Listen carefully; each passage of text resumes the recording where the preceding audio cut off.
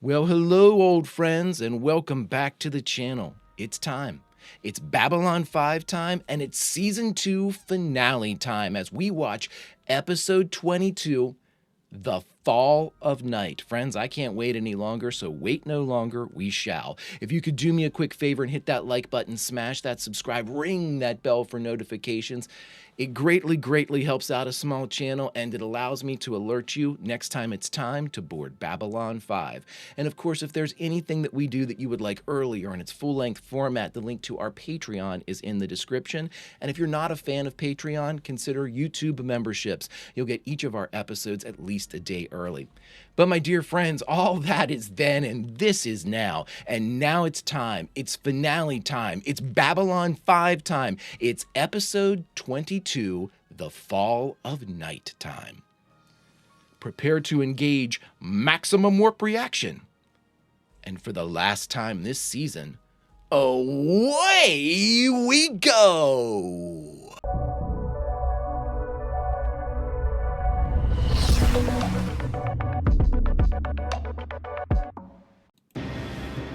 Right into it. Right into our finale. Season 2 finale. Already here, friends. Cannot believe it. That's a Fox 1, CNC. Confirmed, Delta 7. You're dead, Zeta Leader. What's going on, buddy? If the enemy does something unexpected, don't try and keep the lock on. Get out of the line of fire before you try reacquiring your target. Put their fighters on autopilot and risk blacking out if it gives them the optimum firing position when they come out. Wow, we are training against potential... Oh my god. Zeta Leader, you and the rest of Zeta Squadron continue practicing this maneuver until you get it right. Yes, sir. Oh my god, I love, again, the iconography that they put on their ships. The Star Furies look awesome when they're... Oh, look at this. Lanier and Veer. Yet it seems I'm shut out of the important things. It's a useless feeling. Ha! Coming and going and secret meetings. You never know what it's all about until later, when it's too late. They never listen to us. Makes me nervous. Same time tomorrow? Sure. Oh, I love it. It's their moment of commiseration. Wow. Everything that's going on, we need him in top fighting condition. I'll see to it personally. I agree, but... The Centauri have invaded both our territories. They have taken one of our listening posts. I knew it. War is spreading. Soon, perhaps they even attack you. I knew it. Appeasement, that shit never works. John's telling us about Babylon 5, friends. What a long, strange trip it's been, and this has been a very short trip for me since I've been burning through seasons 1 and 2. I am I couldn't be happier with this story, this absolutely amazing stuff going on here, friends, to the point where I'm nervous watching this episode. But let's give it its due. This is the story of the last of the Babylon stations. The year is 2259. The name of the place is Babylon 5. Chills. Self-inflicted chills. My gosh, I'm nervous, guys. I'm gonna try not to have diarrhea of the mouth, because that's what I usually do when I'm nervous. And I'm gonna try to actually speak, because I also go to the other end of the spectrum where I just shut up and watch. So, we had a great scene there between Lanier and Veer. One of my favorites. They don't have anybody else to talk to. No one else would understand except those two. And they have the same gripes and the same grievances, which goes so far to show how similar we all are. And I think that is a beautiful moment by JMS. Oh, friends, here we go. Woo. I will have you know I was in the middle. What the hell do you think you are doing? Do not address me in that tone of voice. Get off Babylon 5. I'd throw him out. Bombing the Narn back to the Stone Age wasn't enough for you? We are trying to stabilize the region, Captain. What? You call it a buffer zone. The Drazi call it an invasion. They are exaggerating. We are merely establishing a presence. Well, where does that presence end? Everything is falling apart, and the Centauri are at the center of it all. Can't your people see that? Can't you see that? He can. Your authority ends at the Babylon 5, Captain. Do not start getting delusions of grandeur. You will not survive them. If you're not interested in peace, you're not interested in Babylon 5. Look into his eyes sometime. Yeah, you can see how fast things are moving. Yeah. Mike's got him. Like being stuck on a wild horse. You don't want to get thrown, so you hang on even harder. He's trapped. Mike's got him. Sheridan. We just had an Earth Force ship carrying a VIP come through the gate. It's Frederick Lance from the Ministry of Peace. On my way. Also, the mop's here. Great. Maybe somebody actually read my report for a change. I don't think so. What ghost? Oh, a couple guys say they saw something in hyperspace coming back from a job in Sector 14. Yeah, Warren. Said it looked like a cross between a spider and your worst nightmare. That's it, Warren. I've assigned Commander Ivanova as your liaison. If there's anything you need, just ask. Excellent. You can ask Zach, too. Oh, we can't stand by forever, you know. Our voice has to be heard. But it never hurts to get a first-hand look to see what's really going on out here. I don't trust this. I thought you Zeta Squadron types are too good to hang out with the rest of us. Oh, come on. Who told you that? Look at that guy beside Warren. I got no problem with anybody who jumps into a Star Fury and rides fire. Rides fire. The ghost? I don't have to. It was jet black.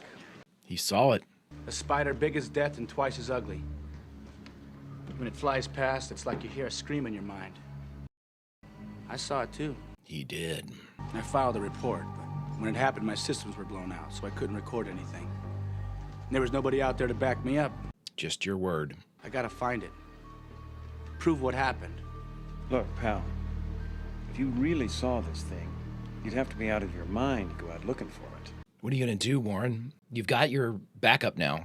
How many grandchildren do you have? Does it show? Yeah, in the dark. Well, that's why I'm here, you know. To give them a legacy from the old man. A better world. Prove it. Yes, there's been enough death. Time for something better. I like the sentiment. Opening now. What do we got? It's a Narn.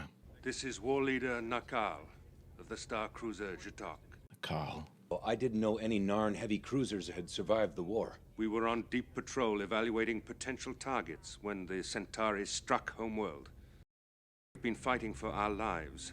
Alone, without reinforcements, we will eventually be hunted down. Yeah. And Babylon 5 is our only hope. We have expended the last of our energy in getting here. Oh, man. We request sanctuary. Wow. I mean, this is just the natural progression of things here. I hope I'm not disturbing you. No, it's fine. What can I do for you? I was just going to eat, you know, and survive. Are you happy here? Happy? Define happy. I'm very happy right here. 5 years down the road? I don't know. Maybe running Babylon 5 as the captain decides to move on. Well, the Night Watch is becoming more important back home. We have considerable support within Earthdome. I'm sure. I have every confidence that you'll get that starship within 5 years or so, but why not shave a year or two off that? Oh, boy. In exchange for? Your support. Just wear the armband. Activities which may strike you as potentially dangerous or disloyal. You could be of great service to Earth. You want to inform on others? I've gotten where I am through hard work and loyalty. Loyalty to the people I work with, loyalty to Earth, and loyalty to the ideals of the Alliance. Go, Susan. But one way or another, I'll get there, and when I do, I'll have done it honestly, without selling out a friend or betraying a confidence. The offer will remain open indefinitely. Fine. Open? You can see yourself out. Susan is such a great commander. I mean, if everybody in your life, you could have somebody like Susan who's got your back. Please don't be evil, Susan. Devastate me. Will you give them sanctuary? I can't see any reason why not. Right now, we're giving them equipment to make repairs. After that's done, I'll formally notify Mr. Lance. Mr. Lance? He's looking into the Centauri problem. Then Earth is ready to take sides? Getting there. Do you think I could speak to him? I don't see why not. He'll be in the council chambers till 7. Thank you, Captain. I'll go and prepare. God, Jakar is so good. He brings tears to my eyes. The hope. Oh, it's going to be dashed, and I know it. Oh. One of them describes potentially disloyal acts on the part of a store owner in the Zocalo, one Xavier Darabuto. He's like, who's been snitching? But I don't think... Sedition comes in small packages as well as large ones. Any voice of dissent, huh? But how can we tell the real troublemakers from the innocent bystanders unless we're kept informed? I think I'm looking at one right now. 2 more shop owners have openly criticized presidential decisions. Have you nothing to report? It's called free speech, bud. I guess I haven't been thinking in those terms. I'm not sure I'm really comfortable with it. Good man, Zach. I mean, yeah, I heard him talking, but it's just talk. That's fine. Oh, Zach, I think you just signed this guy's death certificate. Warren, you need to let this go, bud. You're gonna get yourself killed. Left behind a trail of neutrino emissions like nothing I have ever seen before. It's all here. Just configure your sensors to look for the signature emissions. Warren, I don't like this, man. I mean, I get it. Warren lost his buddy. He's got a vendetta. He's been told not to do it. That can obviously prompt you to, like, want to prove somebody wrong. I understand you've come here to investigate the situation with the Centauri. Well, yes, within certain guidelines. Oh, no. Maybe later, Commander? Oh, no. Yeah, we knew it was going to end in heartache. With our energy resources down to almost nothing, our medical systems are barely functioning. We are unable to give proper care and attention to the sick and wounded. Bring them over. If we shut down the engines, it would take some time to reactivate them. Be sitting ducks. As long as you're in Babylon 5 space, we'll protect you. You have my word. Oh, my God, if he's not able to keep that. Thank you, Captain. And they get destroyed in front of Babylon 5 if they order him not to... Oh, my God, I see a bad situation coming here. I understand you've been conducting fighter exercises all week. Yeah. That you have been using Centauri combat models. How did you find... That's not important. Is it true? Have you been teaching your forces to fight the Centauri? Yes. However, I'm satisfied with what I've seen. I've contacted Earthdome and they have authorized me to proceed. Proceed with what? Before I leave here, there will be an Earth-Centauri alliance that will guarantee peace for Earth. Oh, my God. Oh, my God. I should have seen that coming. Oh, my God. All this does is get us out of the way so the Centauri can move in on the other worlds. Yep. Earth wants peace and they're willing to sacrifice everybody else in order to get it. You know, I can remember the first time I put on this uniform. Now I look at it, it's just cloth. I don't know what it means anymore, what it stands for. Oh, boy. Oh, boy. Merry Christmas. Happy Hanukkah, whatever. Oh, I can't. Yeah, you can. Yeah, you can. What is it? It's shrapnel from the Black Star. I checked with the Earth Force archives. They actually had a few pieces in storage. Took a little doing, but... Wow. Everyone said it was impossible to take out a Minbari war cruiser. But you did it. The way things are going, I figured it might be nice to have a reminder that the impossible is possible. Star killer, baby. Captain Sheridan! What? I have just been informed that you have been sheltering a non-heavy cruiser. You will turn it and its crew over to us. At once. I have to call you back. Captain. End. Yeah. Londo wouldn't come out in the open with this unless he'd already warned his government. Company's coming. They've shut down their engines. I knew it. The Centauri know you're here. Can you navigate at all? Yes, but... Jump point opening. Oh, my God, they're here. Oh, my God, John. Centauri battlecruiser is demanding we turn over the Narn warship to their... Oh, what do we do? I gave them my word that we would protect them as long as they're in our jurisdiction. I'm not about to break that promise. You haven't signed anything yet. Surround the Narn ship. Scrambling fighters. Come on, guys. I just heard. The treaty hasn't been announced or formalized yet. I promised them sanctuary. And once again, you're jeopardizing everything I've worked for. Oh, who gives a shit? Escort Mr. Lance off the command deck. Yeah, Mr. Lance. Ready for launch. Get the f out of here. They need to remove me from command then. I'd do exactly what John's doing here. I have guaranteed the right of free passage. Once its engines are repaired, it will leave Babylon 5 space. After that, it's up no to you. business of ours. Right. They open fire on any of our fighters, I will respond with deadly force. End. Oh my God. Send a copy of that last transmission to the Centauri battlecruiser, then activate defense grid. We got some upgrades too. Fighters are in position. Can you move toward the jump gate? Yes, but not very quickly. Give me the best you can.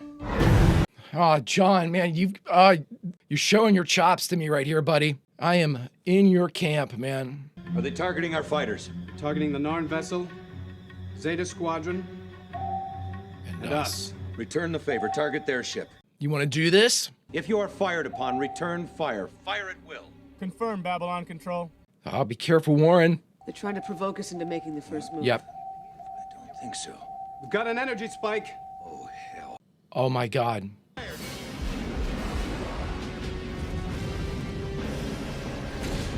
Oh, my God. 1 through 5, break and attack. Everybody else with me. Go get him, Warren. 90% capacity and dropping. They're getting through. Return fire. Oh, my God. You've got to return fire, John. Launch everything we've got. Time on target. Time on target eye. Hold on. Come on! Light this son of a bitch up. Run, guys, run. They're away. Registering massive damage to Centauri vessel. Scramble all medical ships. There's still time. Fuck 'em. The Centauri are furious over this incident. What was I supposed to do? Stand by? And get shot? I have an obligation to protect this station. You had no business helping a non-cruiser. Are you telling me to disobey regulations? What regulations? General Order 47. Tell him, John. Now, it may not have been politically convenient, but morally and legally, it was the right decision. That's it, John. The government accuses you of moving Babylon 5 from neutrality to a pro-Narn position. Who gives a shit?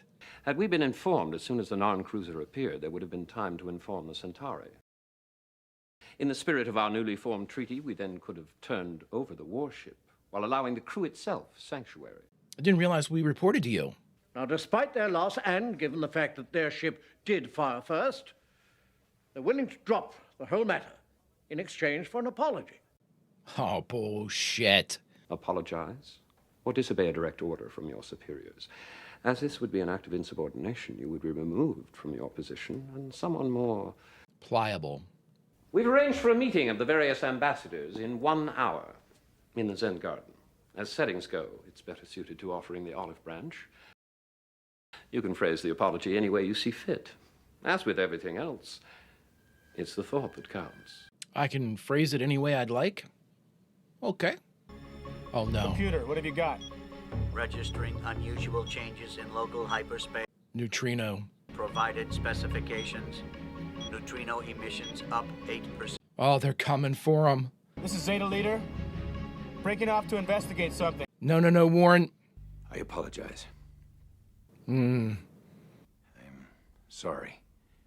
I can't stomach this. Sorry we had to defend ourselves against an unwarranted attack. There you go. And I'm sorry I waited as long as I did before I blew them all straight to hell. Oh, John. You can't say it. Your reflection is, not the audience we need. There it is. Oh my God, Warren. This thing takes out capital ships. Begin recording. Oh my God. Don't get yourself killed, kid. Gosh, we need some of your... I don't know what you've got, but we need some of it. We need some Minbari support.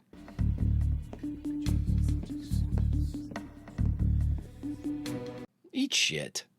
Glare out of your stare. I thought if I spoke on Sheridan's behalf... That may not be wise. I still have a few supporters in the League. They will listen. Oh, Jakar. I don't think you want to hear what they're going to say, bud. Attach homing beacon and eject system record. Oh, no. He knows he's going down. Oh, kid. Why are they showing us this? Why are they showing us him get there? John, be careful. Something's not right. No, you don't show us him getting there. They're going to try to kill him. Yeah, something's not right. Watch the Centauri. He left something. Oh, son of a bitch.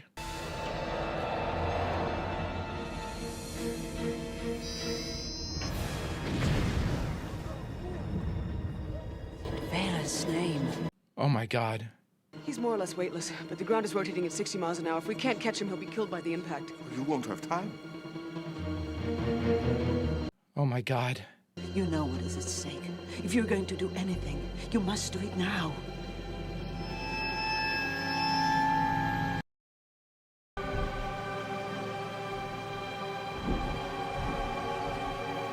Valeria. Trushala. Shalana. Oh my God, they see all of their...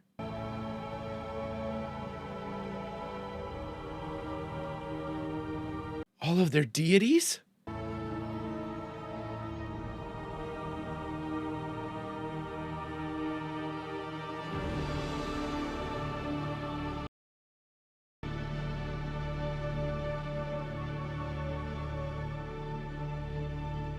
Wow.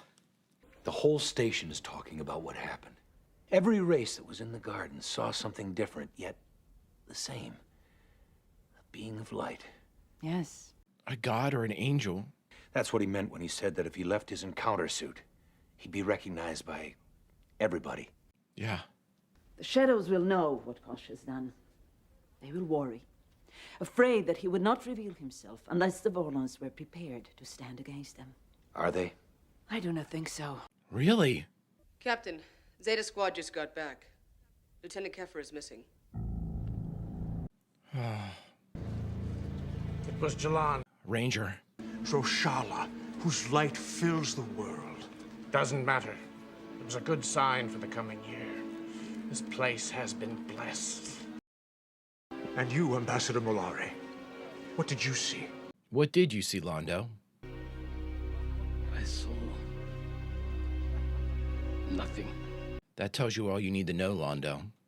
If you truly saw nothing.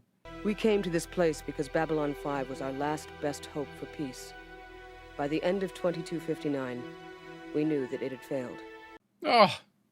As the war expanded, it became our last best hope for victory. Because sometimes peace is another word for surrender. And because secrets have a way of getting out.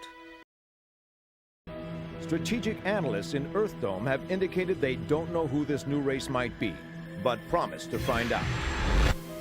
Oh, Warren. Oh, Warren, you did it, buddy. Oh, my God.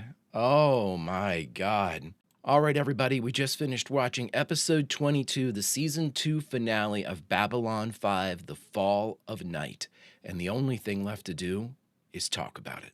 All right, everybody, we just finished watching the season 2 finale of Babylon 5, episode 22, The Fall of Night. Friends, this was excellently done, and just not necessarily as a finale or a cliffhanger, which we really didn't have like a traditional cliffhanger here. Obviously, there's a lot going on, but there wasn't like, you know, literally someone hanging from a cliff and then fade to black and we have to wait to the season 3 premiere.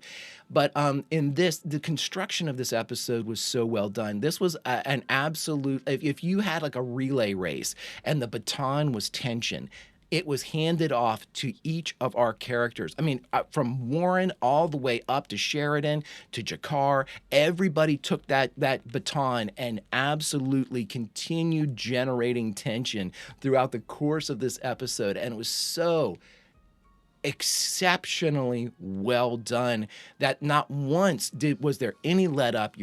But your focus is shifting, you know, between the MOP, the Ministry of Peace, and then of course, you know, with the arrival of the Narncraft seeking sanctuary, and then we've got the Centauri upping it, Londo issuing commands to John. John, you know, taking Babylon 5 into the fight, you know, oh my God, it was just so, and then of course the assassination attempt and the reveal of Kosh. Here's what I'll say about the reveal of Kosh. You know, you all have told me, and I deliberately, as soon as I'm done all of this, I am going to really, I want to learn everything I can about JMS, because I am absolutely in awe of the way he has constructed this tale. But you all have told me that I believe, and if I'm wrong, scream at me. I don't want to be wrong about this. But you all have told me that JMS is an atheist, you know? And if that's the case, I'm going to say this. I think, and I'm not being hyperbolic here, that JMS writes faith, the interpretation of faith, and the presentation of faith maybe better than anybody I've ever seen. And I think, again, it might, if he is an atheist, I believe it is that kind of like removed point of view that he speaks with a respect of all of these faiths. Like it's so impressive. It is unbelievably impressive. And a couple things I loved about the Kosh reveal. One, we had everybody kind of looking up and seeing, I'm assuming, like, not necessarily angels, like a group of like holy beings, but like one singular God. They all had a name for it. Now, again, it might be like angels or, holy figures or something like that. I don't know about that, but it certainly seemed like each of them were seeing a singular God. What I like about all of that, and they said it went around the horn, everybody was looking up and they were saying the names of their gods that they saw. But when John, was saved by Kosh, he didn't name any of the gods of the earth-based religions. He didn't. And we weren't given any type of like familiar stereotypical representations of like what an angel would look like, or, obviously bore comparison to an angel, but not something that you could say, oh, this is of this faith or this is of that faith. No, and I think that ambivalence was exquisitely well done, because I think back to when we had Jeff in season 1 and he was introducing all of the religions of Earth and he had everybody represented. He walked through and he introduced each and every one. I am so glad, and see, that's the respect that I think JMS brings to just the discussion of faith, that and utter fearlessness. All gas, no brakes. This guy has no problem talking about a hot button topic like religion. I have the deepest of respect for that, because that to me is utter fearlessness, and you have to have that to convey faith as respectfully as he has. Unreal. I don't think anybody from any faith, whether it be one of the Narn or anybody like that, could look at the way that this was presented and not feel included. Does that make sense? I don't think that there's any exclusionary moments. I don't know how you do it. I really don't, but it was done, and I saw it, and I still don't know. But that part is in and of itself. I mean, what did we have here as far as this is the progression that had to happen? We had to have this moment. We had to have the avalanche, the pebbles don't have time to vote. This is the beginning of the avalanche. And again, the deployment of this tale and the way that it worked out, and like the use, and you all told me too that he wasn't a big fan of Warren. He didn't really want to have Warren, but I think you said the studio said they wanted like a young, like hotshot pilot to come in and be a character. And for all of those things, again, I almost think of it's the same way JMS writes, because he's an atheist, if I'm right about that. The respect that he wrote, he didn't want Warren, but by God, did he write Warren badass.